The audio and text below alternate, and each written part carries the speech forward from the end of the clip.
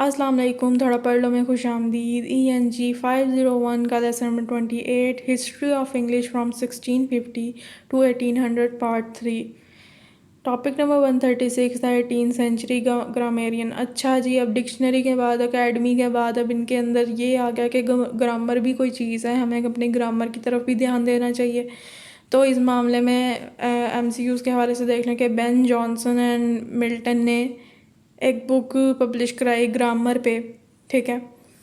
इसके अलावा ये भी MCQs है, ये भी आपने एक बार देख लेना कि William Longton, school master Kingston wrote Practical Grammar of the English Tongue 1734. It has 5 edition have ये जी इसकी एक ख़ास बात थी कि इसने जो वो लोग लैटिन के जो लेके चलते थे ना, लैटिन ग्रामर और उसके रूल्स लेके चलते थे और उनके ऊपर ही मुनहसर करते थे, इसने उसकी बहुत ज़्यादा मुखालफत की।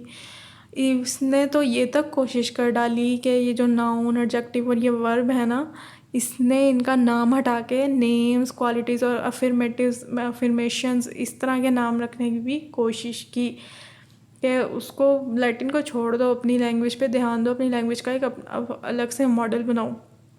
तो ये जी MCQs के हवाले से हमने याद रखना है।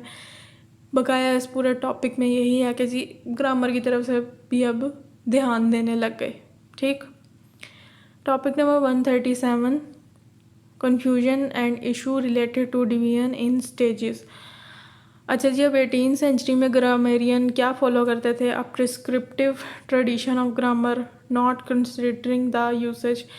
एक जो ग्रामर का पहले से ही मॉडल मौजूद था, प्रिस्क्राइब किया गया था, उसी को फॉलो कर रहे थे। एक ट्रेडिशनल जो ट्रेडिशन चलती आ रही थी उसी को फॉलो किया उन्होंने, और उन्होंने अपने से कुछ नया नहीं किया। नॉट कंसिडरिंग द यूसेज, वो ये नहीं देखते थे कि ग्रामर में कौन सी चीज़ कहाँ इस्तेमाल होनी है, क्या उसका इस्तेमाल है, मतलब रिसर्च वाली कोई बात ही नहीं है। ये है the aim of the grammarian. क्या थे एम जी? The aims were to codify the principles of the language and reduce it to rule. के जो प्रिंसिपल हैं लैंग्वेज के, उन जो कोड हैं उनको रूल्स में तब्दील कर दिया जाए, एक रूल बना दिया जाए कि अच्छा नाउन लगेगा तो फिर क्या होगा, एक सब्जेक्ट में सब्जेक्ट ऑब्जेक्ट वर्ब ही आएगा, रूल्स बना दिए जाए, अन्य वाना लोग चले, ठीक है। Settle disputed points and decide cases of divided usage.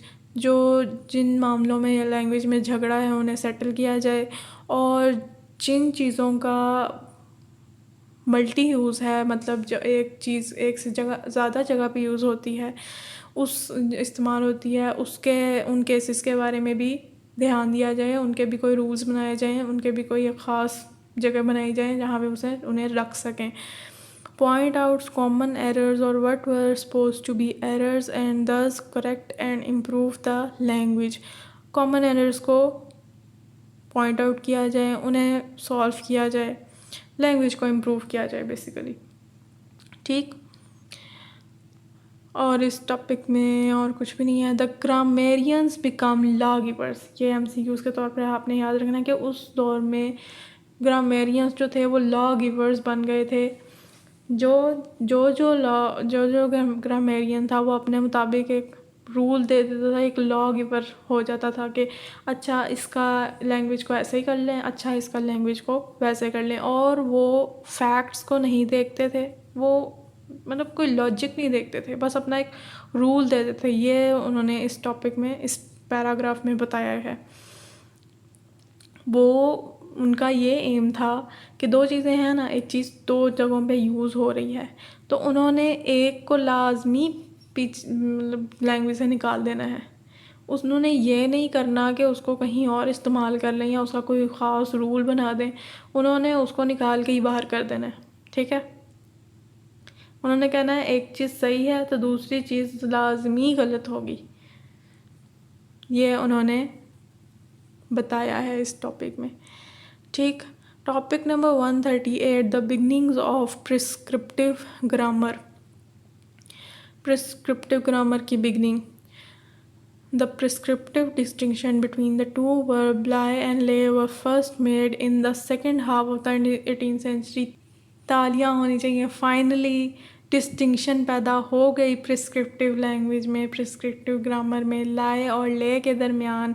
इसके अलावा हैड रदर और हैड बेटर, इन दोनों में जॉनसन को ना ये दोनों टर्म्स गैर मुनासिब लगती थी, जॉनसन, लॉथ और कैम्पबेल को।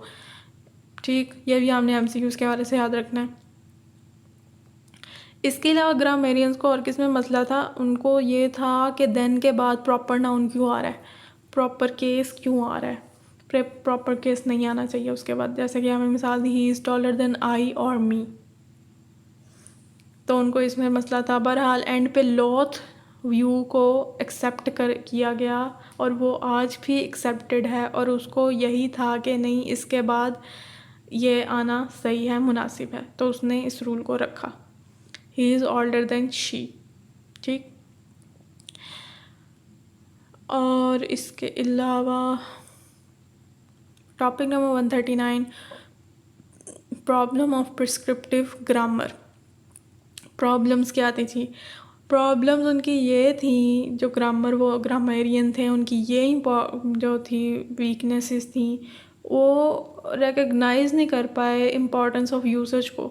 एक इस्तेमाल हो रहा है एक चीज़, उसकी इम्पोर्टेंस को वो नहीं समझ पाए।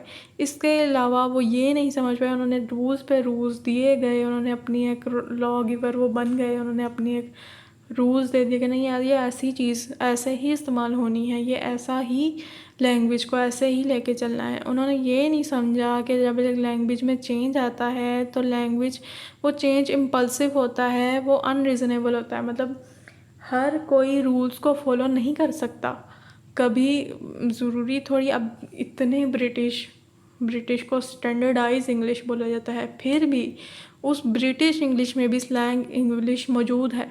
ठीक है, वो रूल्स फॉलो नहीं करते।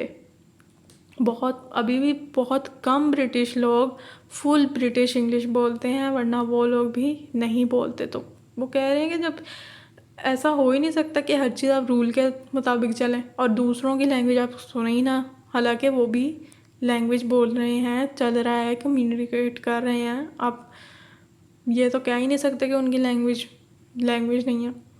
ठीक है, और इसके अलावा उन्होंने रिकग्नाइज़ नहीं किया, मतलब एक एम ये था कि वो हर एक चीज़ को पहचान के उसको एक अलग पहचान दे दें, जबकि उन्होंने दो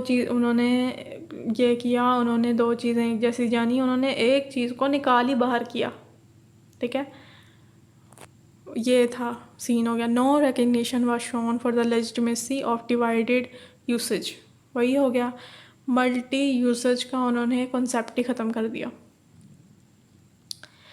topic 140, attempts to reform vocabulary. Attempts की गई वोकैबलरी को रिफॉर्म करने के लिए इस टॉपिक में फुल यही है, और इसमें कुछ पढ़ने वाला नहीं है, कुछ याद करने वाला नहीं है। पढ़ना है तो पढ़ लीजिएगा।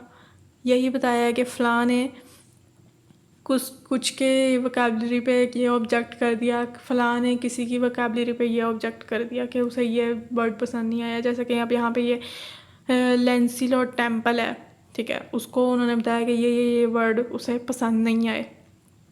इसमें सबसे ज़्यादा जो एक सब्जेक्ट मैटर का वर्ड है उसे बिल्कुल भी पसंद नहीं आया, और इसने उस पर इतनी तनकीद, उसने कहा ये वर्ड क्या है, इसकी सेंस ही क्या है, ये है क्या चीज़, मुझे तो समझ ही नहीं आ रही, इसने ये क्या है इस पर। ठीक, बस इसमें और कुछ भी नहीं है। इसी के साथ होता है हमारा लेसन ख़त्म। MCQs मैंने आपको साथ साथ बता दिए हैं।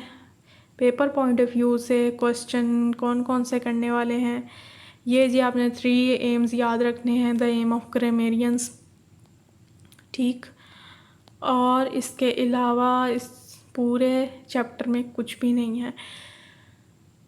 इसी के साथ होता है हमारा लेसन ख़त्म। दुआओं में याद रखिए, अपना ध्यान रखिए। अल्लाह हाफिज़।